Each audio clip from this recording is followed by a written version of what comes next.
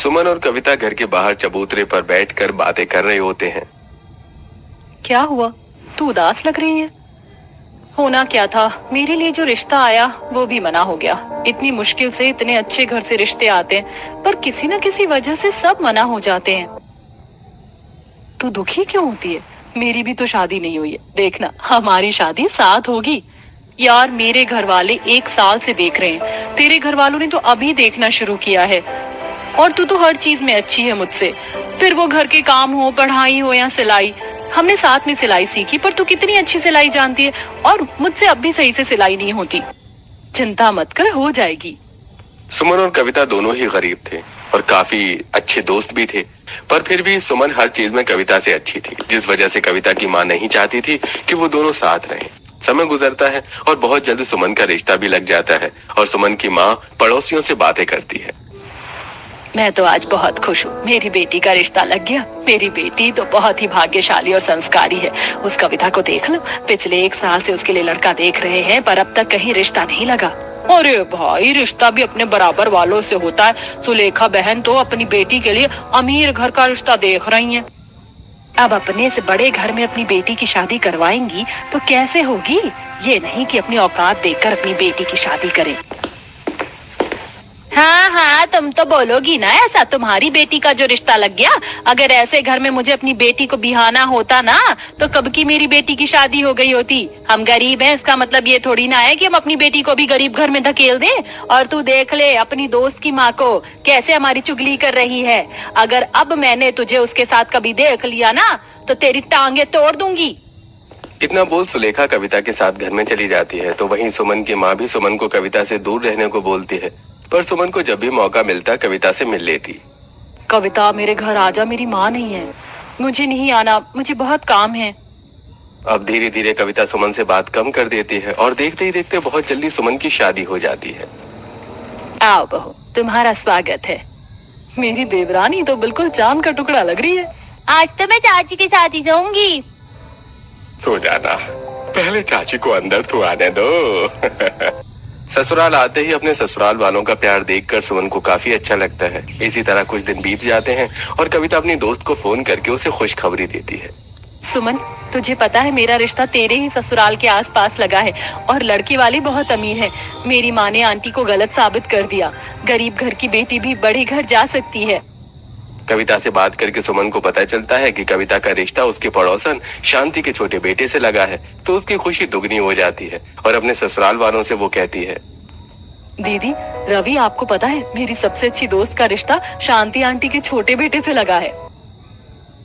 भाभी, हमें बहुत खुशी है कि आपकी दोस्त की शादी इतने बड़े घर में हो रही है, पर मुझे नहीं लगता कि शादी के बाद आपकी दोस्त आपसे मिलेगी। वो लोग बहुत घमंडी हैं। उनके घर में हर कोई डिजाइनर फैशनेबल कपड़े पहनता है। वो तो गरीबों को कुछ समझती भी नहीं है। पता नहीं गरीब घर की लड़की से अपने बेटे की शादी कैसे करवा रहे हैं। मेरी दोस्त ऐसी नहीं है। देखना, जब वो शादी करके आएगी तो आते ही मेरे गले लग जाएगी। कविता का रिश्ता बड़े घर में लगने से सुमन काफी ज्यादा खुश होती है।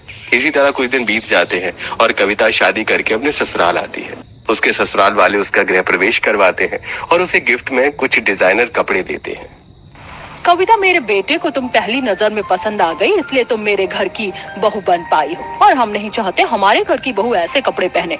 हम सब फैशनेबल कपड़े पहनते हैं, इसलिए तुम्हें भी वही कपड़े पहनने हैं। ये गाउन तो सच में बहुत प्यारा है। प्यारा तो होगा ही, आखिर डिजाइनर जो है। कल आपको अपनी पहली रसोई इन्हीं कपड़ों में करनी है। ससुराल में आते ही कविता को फैशनेबल कपड़े पहनने को मिलते हैं, जिसे देख कविता काफी खुश होती है। और इसी तरह एक हफ्ता बीत जाता है और सुमन अपनी दोस्त से मिलने के लिए साड़ी लेकर अपनी नंदी के साथ कविता के घर जाती है। तुझे पता है, मैं बहुत खुश हूँ। आखिर हम दोनों दोस्त पड़ोसन जो बन गए। और उससे भी ज्यादा मैं इसलिए खुश हूँ, आखिर तू अमीर घर की बहू बन गई। तेरा सपना पूरा हुआ। मैं तेरे लिए साड़ी लेकर आई हूँ। ये वही साड़ी है जो तूने और मैंने दुकान में एक साथ पसंद करी थी। माफ करना, तेरी शादी के 1 हफ्ते बाद आई हूँ। अच्छी है साड़ी, पर अभी मेरी स्टैंडर्ड की नहीं। तू एक बार मेरे और मेरे ससुराल वालों के कपड़े देख और अपने कपड़े देख। तू कैसे किसी घिसी पिटी गरीबों वाली साड़ी पहनकर आई है और मेरे लिए भी वही लेकर आ गई। कम से कम मेरी रेपुटेशन का तो ख्याल रखती। कविता, हमने तो इस गरीब को इसलिए घर में आने दिया क्योंकि ये तेरी दोस्त है। पर तुमने इसे इसकी सही जगह ही दिखा दी। अब लग रही हो तुम इस घर की बहू। उम्मीद करते हैं कि तुम जैसी गरीब हमसे दोस्ती करने की कोशिश ना करो। अब जा सकती हो यहाँ से। चलो भाभी यहाँ से। ये लोग फैशनेबल कपड़े पहनने वाले हमारे कपड़ों की क्यों इज्जत करेंगे। कविता की बात सुनकर सुमन की आंखों में आंसू आ जाते हैं और काजल अपनी भाभी का हाथ पकड़कर घर आती है और सारी बात घर वालों को बताती है। मैंने तो तुम्हें पहले ही कहा था वो लोग बहुत अमीर हैं। हम गरीबों के साथ ऐसे ही बर्ताव करते हैं। बहू, इस बात को स्वीकार कर ले कि अब तेरी दोस्त भी बदल चुकी है। मेरी दोस्त बहुत अच्छी है। शायद अपने ससुराल वालों के दबाव में आकर उसने मेरे साथ ऐसा बर्ताव किया, पर देखना कुछ दिनों बाद वो खुद ही आकर मुझसे बात करेगी। घर वालों के समझाने पर भी सुमन का प्यार अपनी दोस्त के लिए कम नहीं होता। इसी तरह कुछ दिन बीत जाते हैं और एक दिन जब सुमन मार्केट अपने पति के साथ जाती है तो वो गाड़ी के पास अपनी दोस्त को अकेली खड़ा देख उसके पास जाती है और उसके कंधे पर हाथ रखकर उससे कहती है, अच्छा हुआ कविता जो तुम मुझे यहाँ अकेले में मिल गई। मैं जानती हूँ अपने ससुराल वालों की वजह से उस दिन तूने मेरे साथ इतनी बेरुखी से बात की थी ना। अपना हाथ हटा। तूने अपने गंदे हाथों से मेरे कपड़ों को छूकर इन्हें गंदा कर दिया। दिखाई नहीं दे रहा मेरे कपड़े कितने महंगे डिजाइनर हैं। और अब तुम मेरी दोस्त नहीं। हमारी दोस्ती तो उसी दिन टूट गई थी जब तेरी माँ मेरी चुगली कर रही थी। और वैसे भी मैं गरीबों से दोस्ती नहीं करती। तू तो जानती है मेरी माँ को, और चुगली उन्होंने की थी, मैंने नहीं। हम तो दोस्त थे। सुमन चलो, और हमें भी तुम जैसे अमीरों से दोस्ती रखने का कोई शौक नहीं है। तुम दोनों की दोस्ती पुरानी थी, इसलिए सुमन तुमसे बात करने के लिए आई थी। अब चलो सुमन, या और बेइज्जती करवानी है तुम्हें। रवि सुमन की इंसल्ट बर्दाश्त नहीं कर पाता और उसके साथ घर आता है जहाँ काजल कुछ कपड़ों पर डिजाइन कर रही होती है।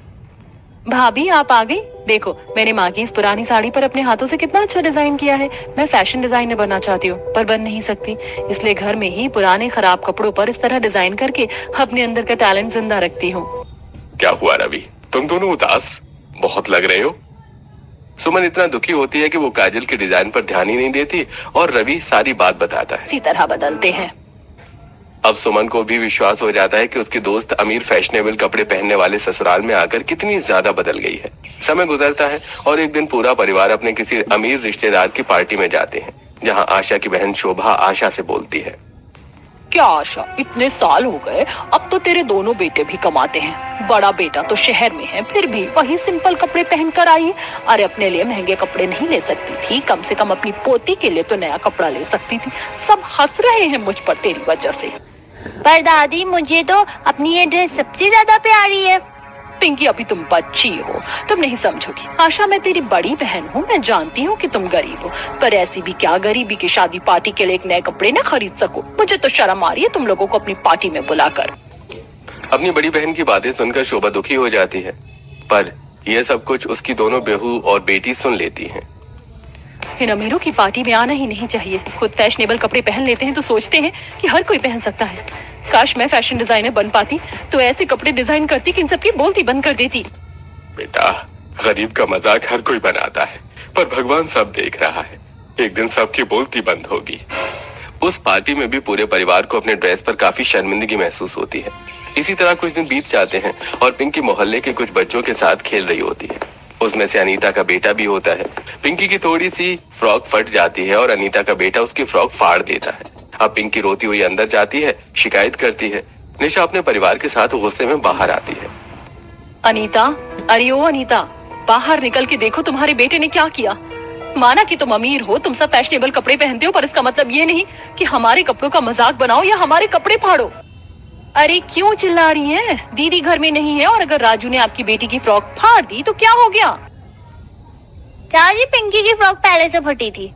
लो सुन लो, अपने बच्चों को जानबूझकर फटे कपड़े पहनाती हो ताकि हमारे बच्चे हाथ लगाएं, और उसका हर्जाना तुम हमसे ले लो। 200 रुपए की फ्रॉक होगी तुम्हारी बेटी की, पर कोई बात नहीं, मैं तुम्हें 500 रुपए दे दूंगी। इसी बहाने तुम अपनी बेटी के लिए ढंग की फ्रॉक तो ले पाओगी। कविता, हम गरीब जरूर हैं पर भिखारी नहीं। अपनी दया अपने पास ही रखो। दीदी मुझे सिलाई आती है और मैं पिंकी के लिए इतनी अच्छी फ्रॉक सिलूंगी कि कोई हमारी पिंकी के कपड़ों का मजाक नहीं बना पाएगा।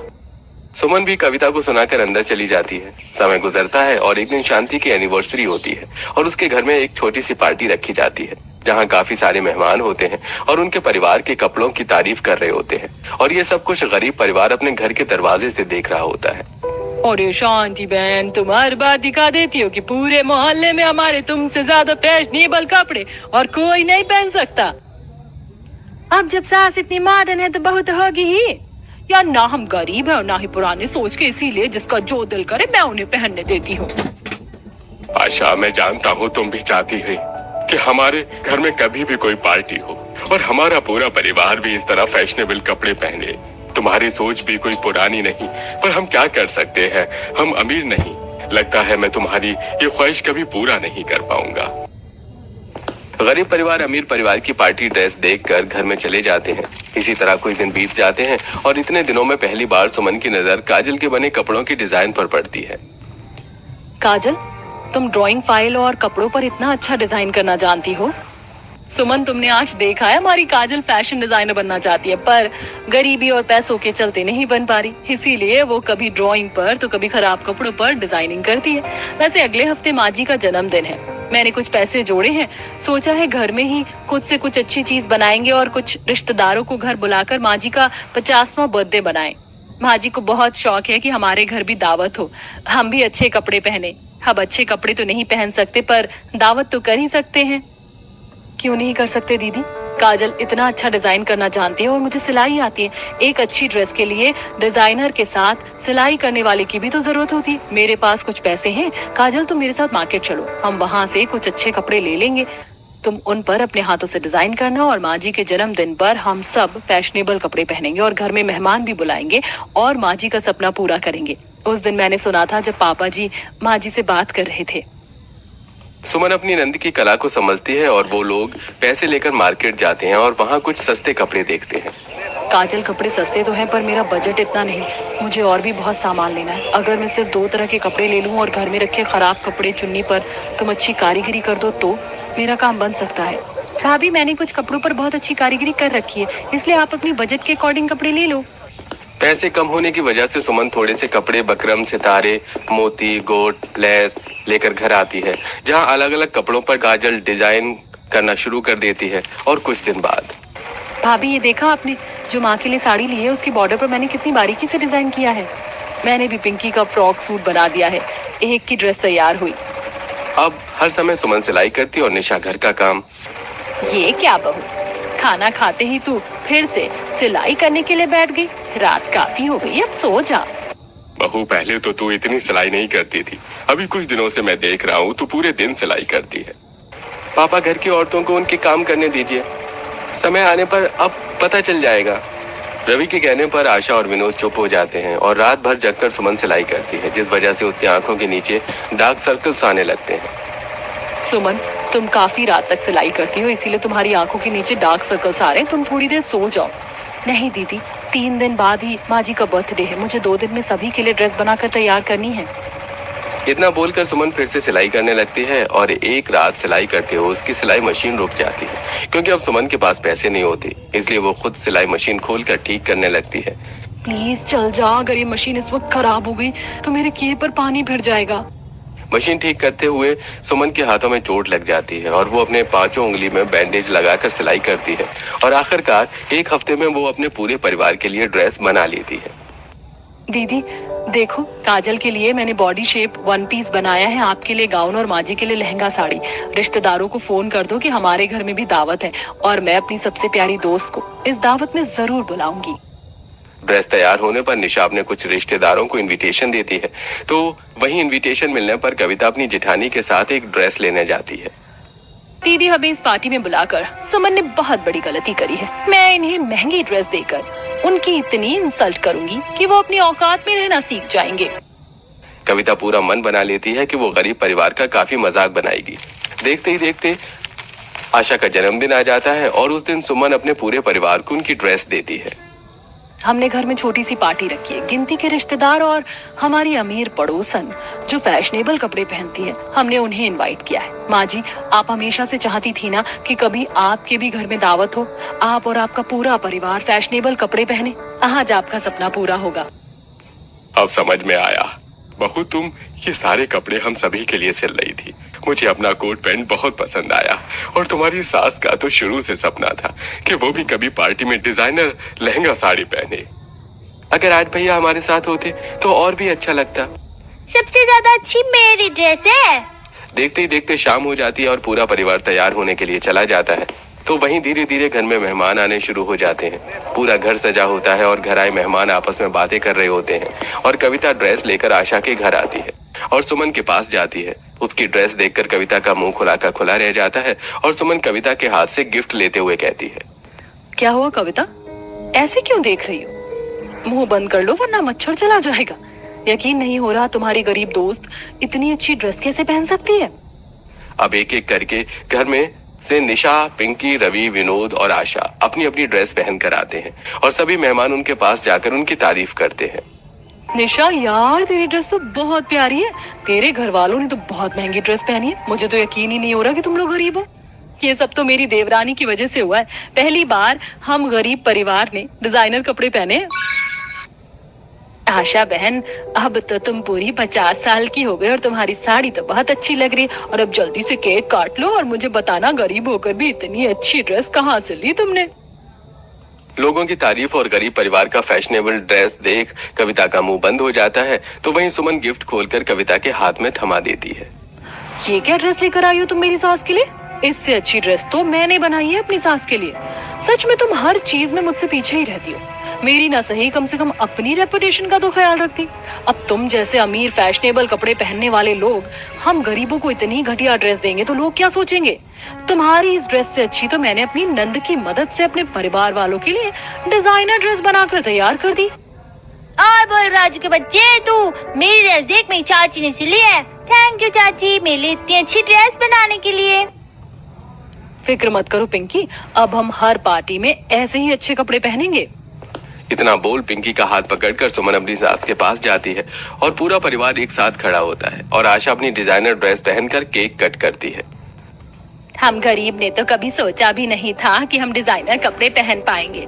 ये सब तो मेरी बहू की वजह से हो पाया है और मेरा बर्थडे भी इतना अच्छा सेलिब्रेट मेरी बहू ने किया है। इस ड्रेस को बनाने के लिए मेरी बहू ने अपनी रातों की नींद खराब की है और उसने मेरे साथ साथ आप